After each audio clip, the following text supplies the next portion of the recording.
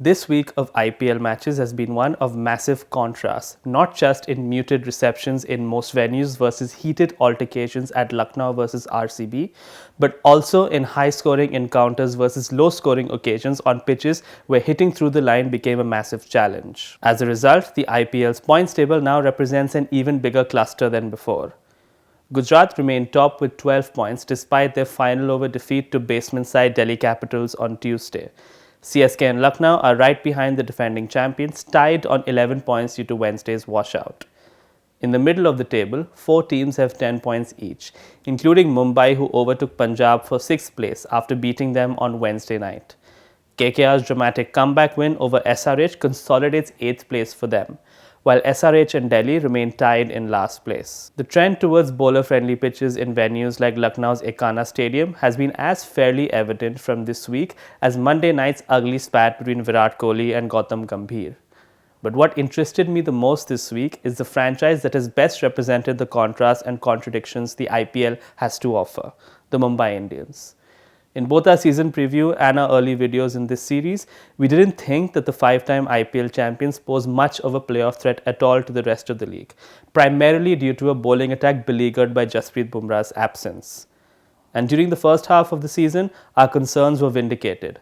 Mumbai did win 3 of their first 7 matches, but only in one of them were they able to successfully defend a total after batting first, an impressive 14-run win away to SRH. Their first 2 games against RCB and CSK respectively featured tame one-sided second innings after their batsmen had laboured to relatively middling totals by their usual standards. Their 6th and 7th matches against Punjab and Gujarat saw their bowlers concede over 200, and their batsmen were well outplayed by far more disciplined bowling counterparts, leading to convincing defeats. And the issue has continued into Mumbai's second half of the matches, even as their batsmen have found form on favourable pitches and chased down challenging targets. In the field and with the ball, Mumbai have given away 200 or more in their last 4 consecutive matches, and across the season have conceded over 200 on average as well, when bowling first. The numbers make for especially grim reading in these graphs I put together, particularly of Mumbai's bowlers.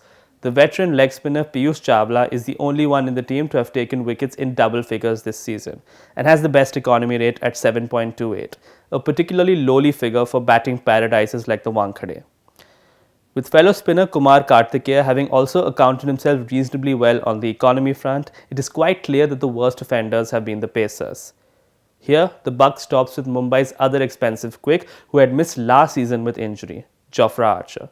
The Barbadian English bowler has taken just 2 wickets from his 4 appearances at an economy rate of 10.37.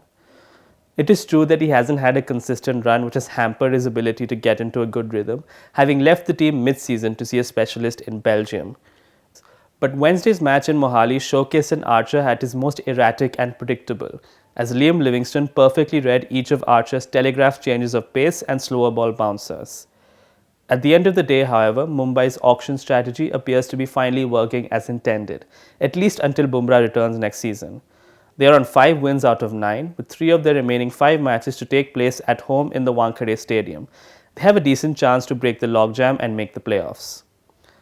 And the reason for this can simply be put down to the batting, namely the middle order that has stepped up amid the decline of Rohit Sharma and the inconsistency of Ishan Kishan. This strike rates graph illustrates Mumbai's strengths here perfectly.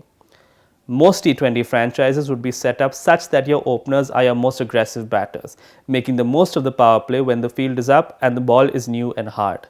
In Mumbai's case, however, Rohit and Ishan's struggles have left them with the worst strike rate of the batting lineup. The remainder of Mumbai's top 7 all score at 150 or more, with Suryakumar Yadav leading the way at 184.13, having seemingly fully overcome the form issues that were prevalent prior to and during the early stages of the season.